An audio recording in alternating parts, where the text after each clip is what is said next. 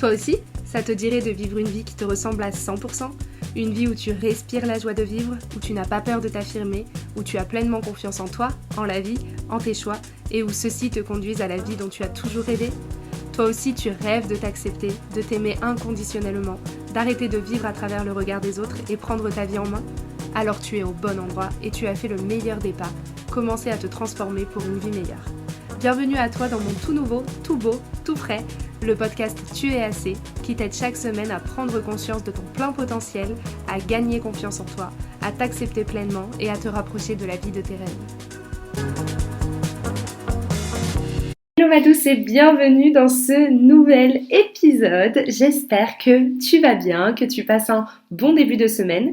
Entrons dans le vif du sujet. La semaine dernière, je t'ai clairement fait un petit teasing de l'épisode de la semaine prochaine. J'avais hâte de te l'enregistrer. J'ai l'impression qu'on parle de moi tout le long de l'épisode, et c'est pas qu'une impression, clairement, c'est clairement de mon expérience personnelle que je me suis inspirée pour enregistrer ce podcast, mais pas que, parce que c'est quelque chose que je vois revenir très très souvent, ce principe de vouloir toujours plus, d'en vouloir toujours plus, un cran au-dessus, et il y a deux teams.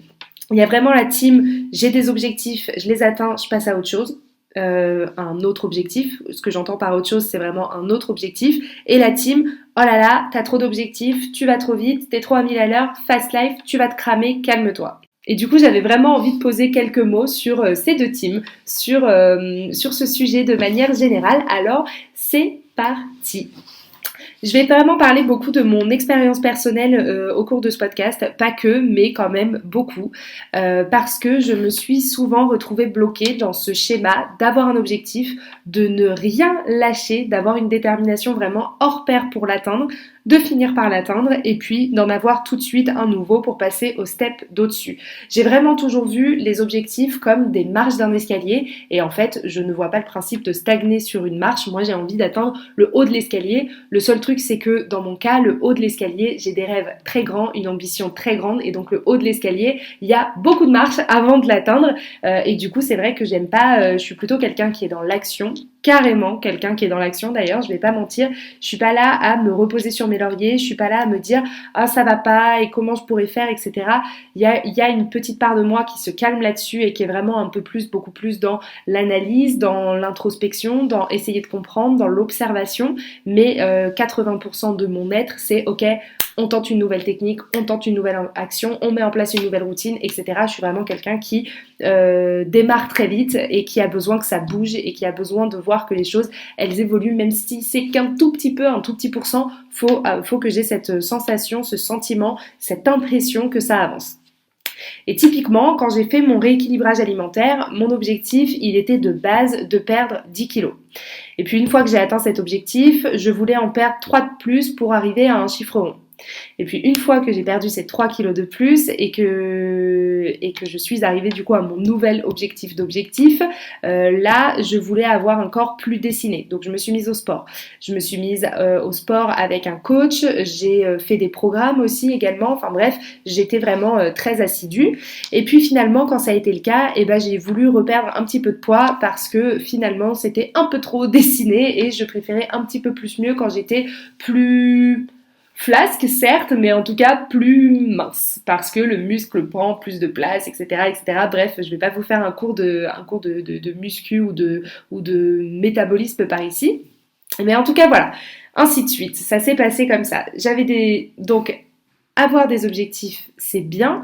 En vouloir toujours plus et que ça nous enferme dans une espèce de bulle d'insatisfaction permanente qui fait qu'on ne savoure pas la ligne d'arrivée et le chemin qu'on a déjà accompli parce qu'on est déjà sur la préparation d'une nouvelle course, ça, c'est beaucoup moins bien.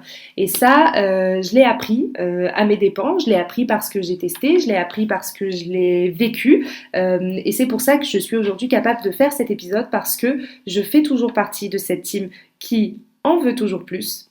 Mais à l'inverse, je sais aussi que je n'en veux pas plus pour combler, je sais que j'en veux plus parce que je me rapproche de mes rêves. Donc c'est vraiment ça la différence qu'il y a entre les deux teams et c'est pour ça que je tenais à faire cet épisode aujourd'hui. D'ailleurs, cette histoire d'objectif sur objectif sur objectif qui ne s'arrête jamais et qui est un cercle vicieux par rapport à ma perte de poids et par rapport à mon rapport à mon corps, ça me fait penser à une copine de copine que j'ai rencontrée l'année dernière lorsque j'ai fait mon premier et unique d'ailleurs semi-marathon. Pour rappel, je n'étais pas préparée, je m'étais mis au run 2-3 mois avant, remis au run parce que fut une période où je courais beaucoup, mais j'avais jamais dépassé les 10 km. Et donc du coup voilà, j'étais pas préparée, je courais un peu mais j'étais passée encore pas une fois de plus les 8-10 km. Je me suis inscrite 9 jours avant le D-Day, j'étais absolument pas sportive 6 ans auparavant et du coup j'étais vraiment super fière de moi de réaliser ce semi-marathon, de le finir et de faire un temps pas trop dégueu parce que pour ceux qui ne le savent pas, le semi-marathon c'est quand même un petit peu plus de 21 km, chose qui est clairement un record pour moi et quand je vous dis le seul et l'unique c'est que je pense que je ne le referai pas, mais j'ai réussi à faire ce semi sans m'arrêter une seule fois et en 2h10. Donc franchement, pour une première, j'étais quand même fière de moi. Je pense que c'est l'une des rares fois où j'ai été vraiment fière de moi et où je me suis dit, je ne l'ai pas volé et je l'ai mérité, cette espèce de petite victoire. Challenge seulement de moi-même face à moi-même. Hein. Il n'y avait personne qui me l'avait demandé de le faire. Il n'y avait personne qui m'obligeait à quoi que ce soit. Mais voilà, vous connaissez les challenges. Peut-être que vous vous en mettez vous aussi face à vous-même. Et bref. Et du coup, il y avait cette copine de copine. Et donc, on s'est retrouvés sur la ligne d'arrivée et on était toutes super heureuses que ce soit passé et de passer maintenant à l'étape ok, on fait ça, on l'a fait, maintenant amenez-moi du vin et du champagne et c'est parti, on peut se célébrer. Et elle, à ce moment-là, je me rappelle qu'elle était au téléphone avec son coach en mode je suis vraiment dégoûtée, j'aurais préféré faire 3 minutes de moins pour la prochaine course, on va s'organiser ci, ça, je vais mettre ça en place.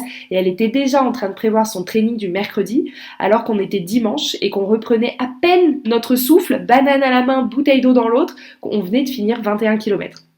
Et je crois que c'est à ce moment-là où j'ai réalisé et où je me suis dit, c'est donc ça ce que mes proches, ou en tout cas les personnes qui m'entourent, ou en tout cas les personnes extérieures à moi, voient de moi. Une fille qui ne s'arrête jamais, qui ne se contente jamais, et même s'il y a des côtés super positifs à la détermination, il y a aussi le revers de la médaille, sans mauvais jeu de mots, qui est la frustration et le fait de ne jamais se contenter.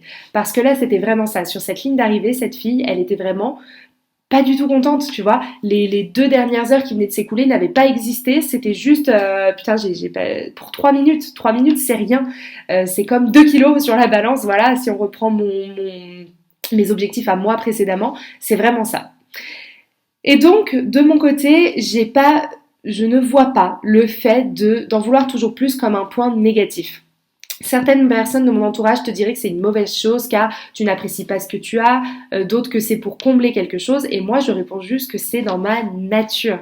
Être déterminée et aller chercher mieux pour moi, pour ma vie, pour mes rêves ne signifie pas que je ne profite pas de ce que j'ai.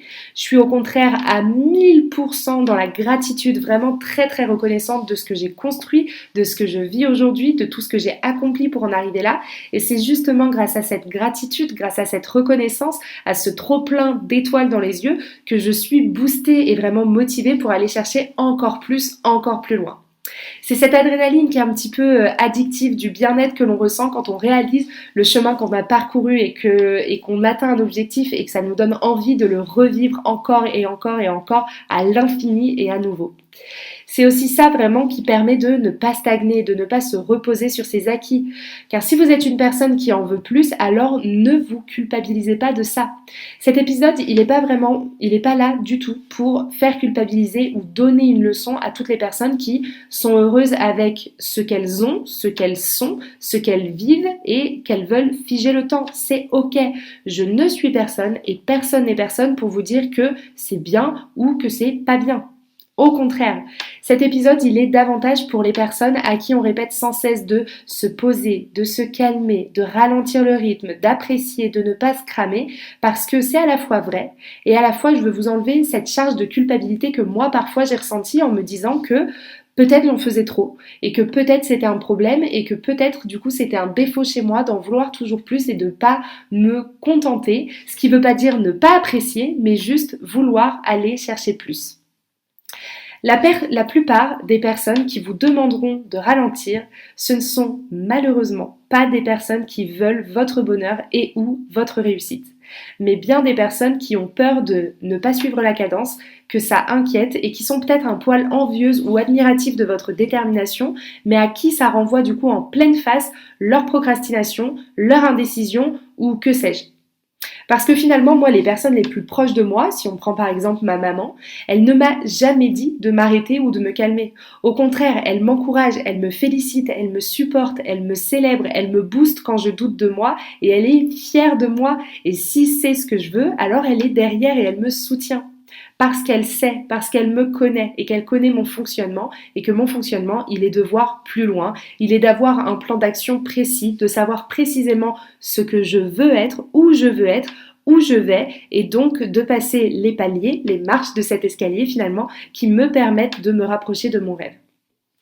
Donc si vous êtes une personne qui en veut toujours plus, qui travaille pour toujours plus, qui repousse ses limites et qui ne s'en cache pas, qui a une énorme ambition, alors enchantée et bienvenue dans un monde où vous tomberez sur des personnes qui vont essayer de vous décourager, qui vont essayer de vous dissuader, de vous ralentir parce que ça fera écho à leurs propres peurs, à leurs propres croyances, à leurs propres blocages et n'écoutez que vous. C'est vraiment le meilleur conseil que j'ai à vous donner. N'écoutez que vous, n'écoutez que votre corps, votre cœur, votre instinct. Quand ils vous disent de ralentir, écoutez-les parce qu'ils ont un message et parce qu'ils savent ce qui est bon pour vous. Mais à l'inverse, quand ils vous crient de foncer, alors suivez leurs conseils car ils connaissent le chemin. D'ailleurs, j'adore cette citation qui dit « Suivez votre cœur car il connaît le chemin vers vos rêves ». Vous seul, connaissez votre fonctionnement, votre histoire, votre passé, votre motivation, vos limites aussi.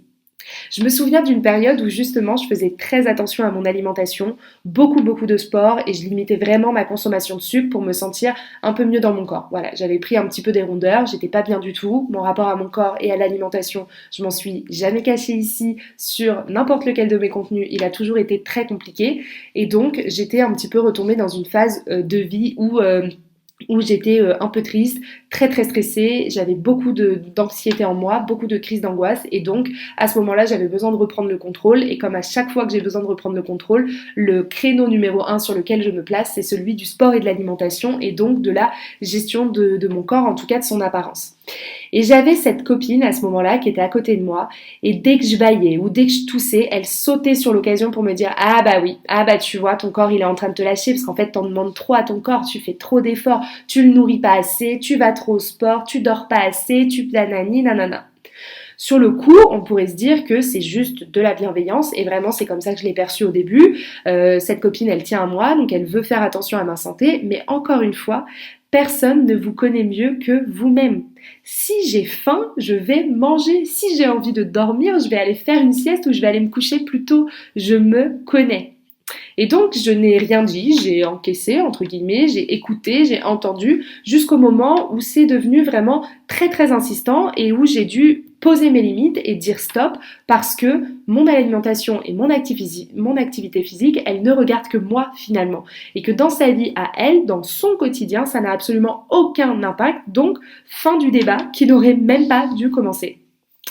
Et au final, j'ai appris quelques semaines plus tard, que cette même personne, elle parlait dans mon dos, elle se comparait à moi et elle avait tellement d'insécurité et malheureusement un gros trop-plein de manque de confiance en elle qu'elle avait besoin pour se rassurer que j'échoue ou en tout cas que moi aussi j'ai des insécurités pour ne pas être toute seule dans le bateau. Il y a énormément de choses fausses dans cette perception parce que déjà, vous ne savez jamais réellement ce qu'une personne, elle est en train de traverser. Donc penser que tout va bien dans sa vie juste parce qu'elle a un joli sourire sur le visage, c'est un leurre. Et deuxièmement, parce que le travail à faire sur soi, il est réel. Vous êtes la seule et unique personne à pouvoir vous occuper de vous, à pouvoir vous occuper de votre bonheur, de votre bien-être, de votre estime de vous, de votre confiance en vous. Et ce n'est pas à des personnes extérieures de le faire ou qui doivent vous faire sentir grande car vous accomplissez plus ou alors qui doivent vous faire sentir petite car vous avez le sentiment de valoir moins. Encore une fois, je vais me répéter, mais votre valeur, elle ne réside qu'à l'intérieur de vous et elle est inchangeable. Elle ne dépend pas de ce que vous avez, de ce que vous accomplissez, dans quelle voiture vous roulez, dans quelle taille de jean vous rentrez, de quel sac de marque vous avez, de combien vous gagnez par mois, de combien vous avez d'amis, si vous êtes dans une relation amoureuse ou non, si vous êtes marié ou non, si vous avez des enfants ou non, que vous soyez propriétaire ou non. Cette valeur, votre valeur, elle ne dépend absolument pas du tout, pas une seule seconde de toutes ces choses. Ça, c'est votre perception et c'est votre interprétation qui découle tout droit de vos croyances et de vos peurs.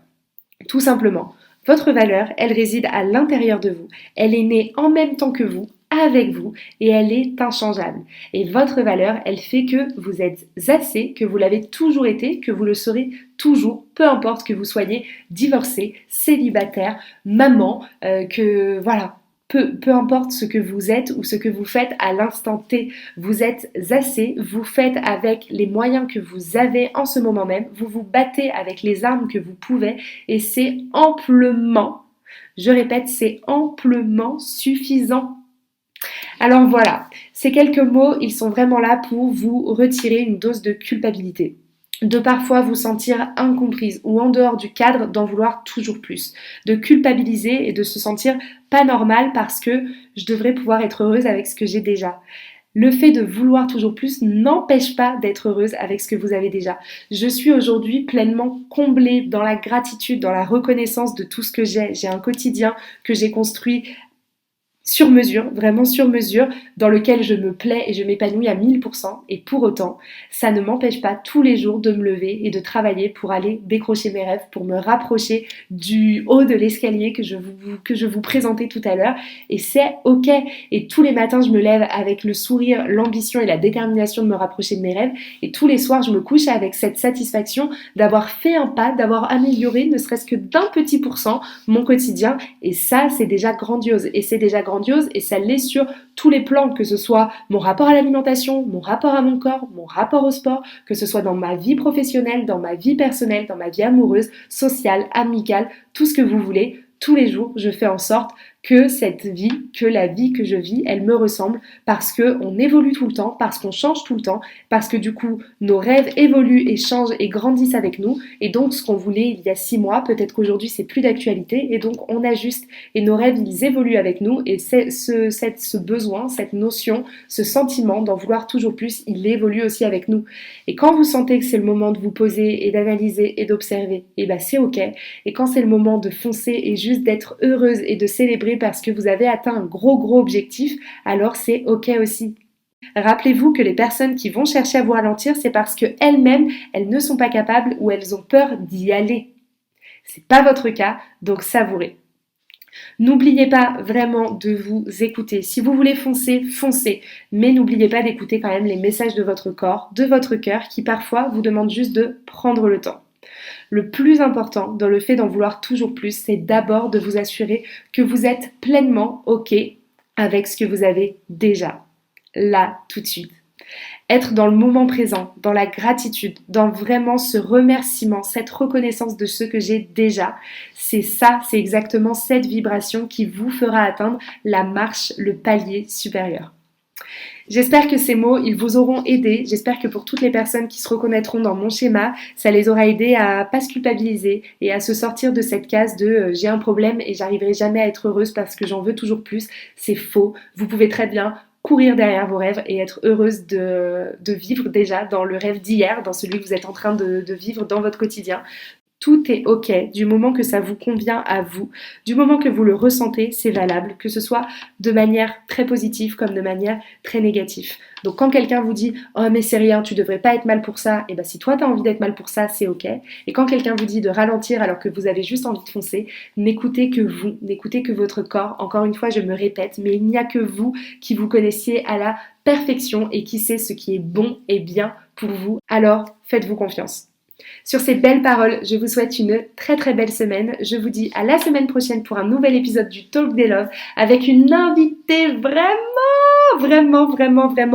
magique, si je puis le dire. J'ai hâte de vous présenter cet épisode. Il est vraiment tout nouveau sur la chaîne, mais je me suis fait une joie, vraiment, une vraie joie, un vrai kiff de l'enregistrer. Donc j'espère qu'il vous plaira autant qu'à moi, qu'il vous plaira de l'écouter autant qu'à nous, il nous a plu de l'enregistrer, parce que pour cet invité, c'est une première d'être sur un podcast. Donc voilà, sur ces belles paroles, je vous souhaite le meilleur pour cette semaine. Et rappelez-vous, vous êtes assez, vous l'avez toujours été et vous le serez toujours. Je vous embrasse fort. Et voilà, c'est déjà fini pour aujourd'hui, mais on se retrouve mardi prochain pour un tout nouvel épisode. En attendant, ne rate aucun conseil en t'abonnant sur Instagram à tu_et_ac_ et en t'inscrivant à ma newsletter hebdomadaire pour passer à l'action pour de vrai et transformer ta vie. Avec tout mon amour, je t'embrasse mon petit love.